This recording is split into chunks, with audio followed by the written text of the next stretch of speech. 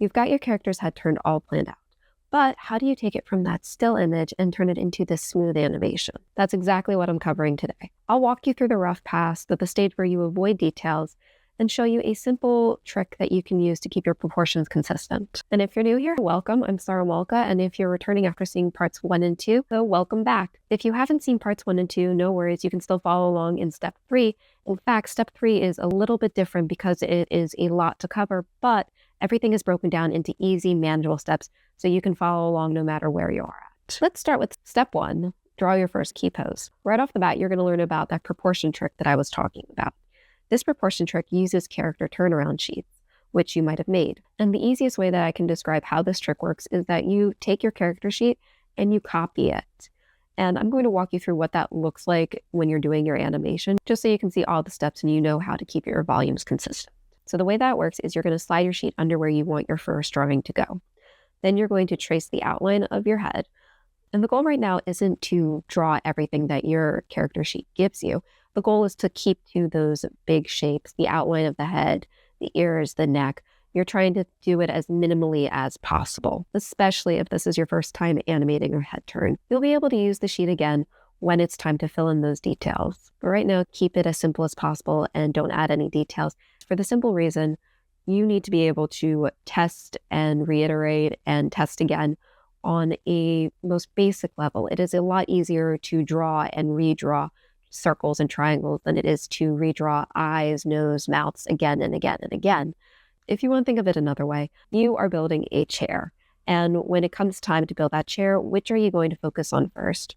The aesthetics of making sure it looks like it's the best chair possible, or the functionality that it can hold your weight? Even without all those aesthetics, by the end of this video, you are going to be able to see that this is clearly a head turn. So what's the next step after that, getting that key pose drawn? Step number 2, draw your arc and ending pose. The strangest thing that I learned about animation when I first started is that animation is easiest if you know your start and your end pose. And since this is a head turn, your head is going to swing around on an arc.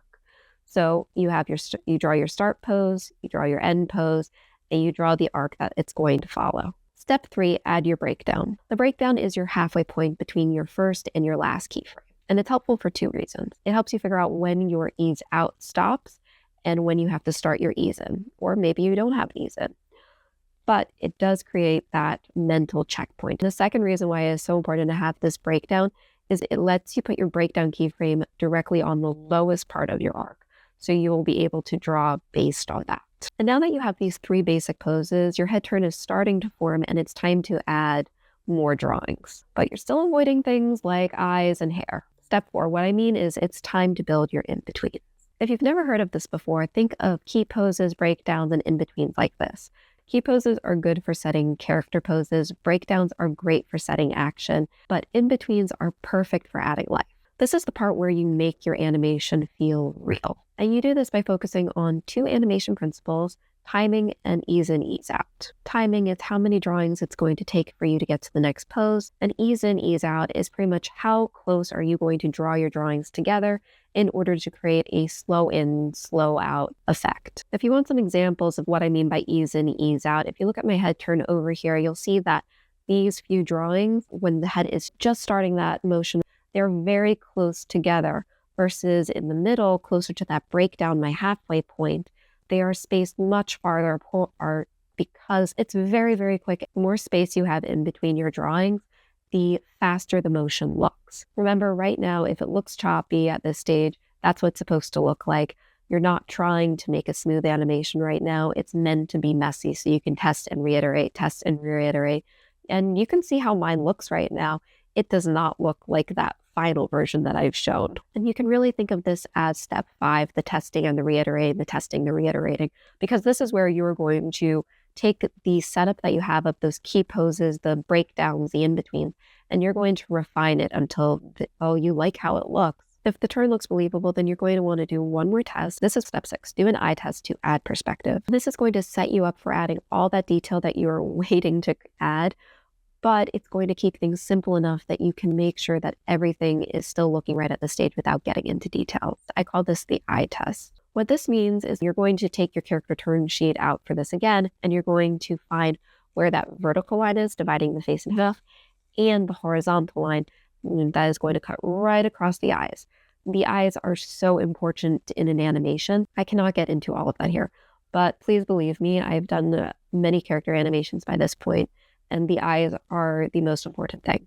So if you're doing the eye test, you want that horizontal line across the eyes.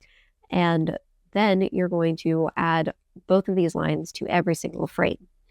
And it's pretty much testing where your eyes are going. This is going to give you that clean face guide for the perspective for when you start adding those details later. And more importantly, this is the moment where your shape stops looking flat and starts looking like it's turning in 3D. If it doesn't look right, then that means that you have to tweak it a little bit more. Bonus tip, after you finish your head turn, don't be afraid to break the animation that you just made and add some story to it. Story is key in any animation, so why not add it to a small head turn too? And yes, if you've already planned on changing your character's expression, that is definitely a story in itself, but you also have to be thinking about body language when you do character animation. And in this case, you can have your head turning, and that is a change in body language. But specifically as an example with this head turn, you've got the neck stretching as she leans forward, very curious and excited, well, actually in this case, shocked by what she's seeing. And I did break my arc in order to stretch the head out, and I had to fix that in later. Because just because you're breaking your drawing does not mean that you're breaking your arc. You're just shifting it. And really, keeping it rough at this stage made it a lot easier to fix that. Now that your rough pass is done, it's time to add those details, but you want to add them in a specific order so you don't get confused by your own animation. If you want to find out what I mean, the next video in this series is going to cover that, and it's coming out next week. Or if you're watching this at a later date, it's probably already there.